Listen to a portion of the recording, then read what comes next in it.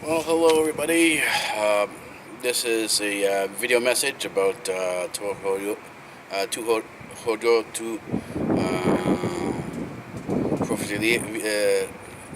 Elias, the village of Prophet Elias. I'm still working on my pronunciation on that. So, anyways, this is about the village for 2016. Our experience last year was pretty good. It was small, but again, we're still in transition to a new style of camp where we are looking at a whole variety of ways of living. Basically, we're looking at the old style of living from the villages and seeing how we can what we can understand from that. So it looks a little bit like cultural anthropology. It looks a little bit like Christianity, early Christianity. It has a variety of different aspects to it. In addition to taking the concepts that we learn from here and eventually, as a research project, applying it to living in other places like, let's say, Mars, colonizing Mars, or out in space and stuff like that. So it does have a lot of variety of applications.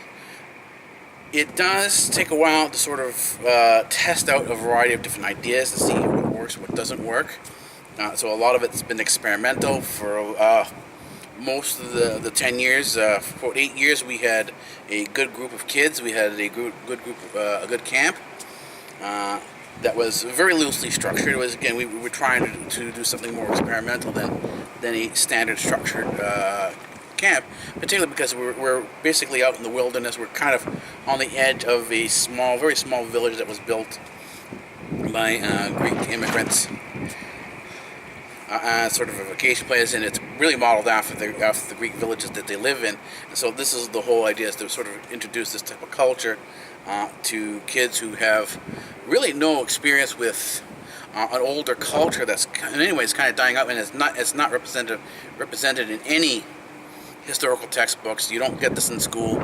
This is something that's that's beyond the textbook. This is what I do as a typical researcher. I go beyond the standard textbook. I look at seeing what things do we know, what we don't know, and you'll find that as you step out into this experience beyond the textbook, that there is a lot to be known. There's a lot more out there than the textbook provides us with. And this is where school, in many areas, standard schooling falls short. And so if you want to go out and do something different, you want to really sort of see where the edges are, then you have to sort of step outside the textbook and gain an experience that you wouldn't ordinarily gain. This is true for the Orthodox Church. The Orthodox Church is an experience beyond the textbook. There are textbooks to be studied. There are things to be studied in the church. But the standard textbooks you would get in school miss a lot of aspects of what the church is. They take a view that's basically from Western philosophy, that grew out of Western philosophy. And that their whole concept was, and this is the basis of Western philosophy, that everything that we understand can be sort of dealt with by the human mind. In other words, we don't need anything more than abstract thought in order to understand something that's within the universe.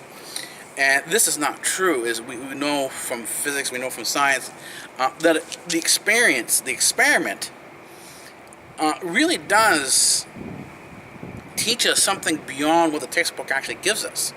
And so it's not a matter of simply, doing practices, doing ritual towards a specific text and just simply following along. There's a lot more understanding. There's a lot more involved in this than one would, the standard view would have you believe. And this is the problem, that the standard view now is collapsing. It's not just in the morality in schools or morality in society that's collapsing. It's the entire concept of how you're supposed to learn. There's a lot that's missing there. It's not just the one area. That goes over a whole area, a whole variety of it. This includes climate change. Climate change is not what's being presented in the textbooks. It's something completely different. And if you sit out there and you start studying atmospheric physics, which is the physics of the atmosphere, you begin to realize that everything they're talking about in climate change just doesn't show up in physics. It doesn't show up in the physics. It's not there. So where is it? When you go back and read their literature on the and find out where they got their information from, well, you'll find out that it's all basically computer simulation. These were models inside of a computer simulation that produced global warming, climate change. And this is why you're having, if you were a scientist and you're doing the research on this, and you're doing it from the perspective of physics, you're not going to find the information that you're not going to see that the textbook lines up with what you're observing. And this is sort of what I've found, is that the observations in atmospheric physics do not match up with what's being stated in the textbook.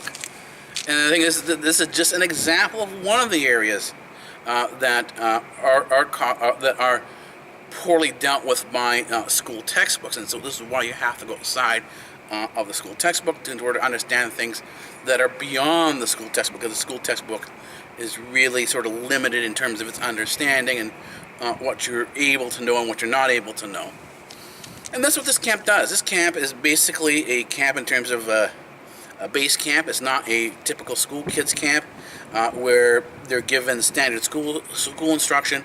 This is learning by experience, learning by living. And living in the environment, the village of Prophet Elias, which has a church into it, an Orthodox church that is in many ways I would call unabridged. And you'll understand this later, why it's unabridged. And it provides an experience that they really can't get anywhere else. And so the way it's going to work out is that it's going to be intertwined into, it's going to be sort of integrated into the university's education program for both the UEP, the undergraduate extension program, which is for grades 3 to grade 12. If you want to use this as a supplementary program for school, or you want to replace school entirely, your regular schooling entirely, you can do that with the UEP, the undergraduate extension program.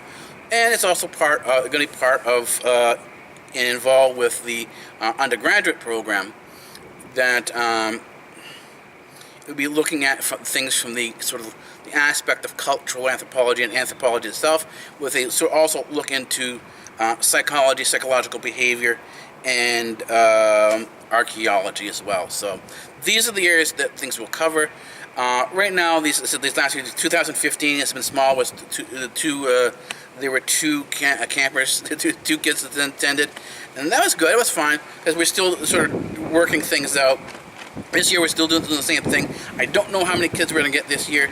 I might have one, I might have two. I really don't know because things are kind of up in the air, and there's not a lot of wasn't a lot of enthusiasm this last few years because they have a lot of parents want something else. They want more of a standard school instruction. This is what they've been sort of talking about, wanting more standard school instruction.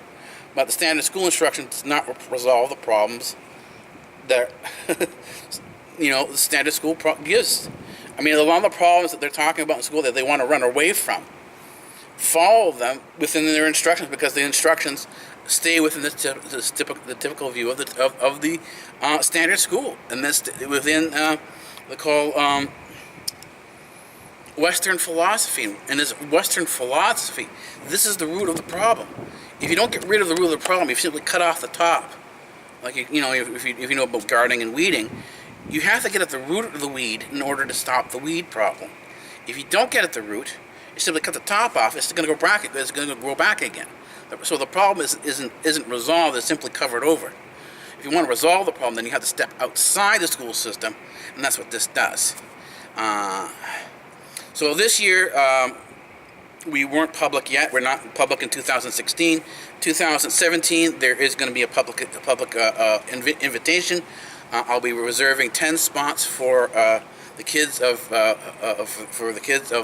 St. Nectarius and the surrounding parishes. That's GOC Callinicus. But the rest of the spots, there will be other spots out there. Also, close up to another 20 spots that will be opened up to the public. So. We'll see how things go, and look for the announcement in August. If you're a parent of the GOC and St. Nectarius, our trip up to Prophet Elias is on Saturday, July 23rd. We're not charging for it this year. My dad says that that's Father Paniotti says there's enough money to cover as long as there are like 5 kids. If there is, you don't have to worry about paying for it initially. You can pay for it afterwards. We do things, a lot of it by ear. We don't sort of necessarily jot things down. We're not very strict about things. So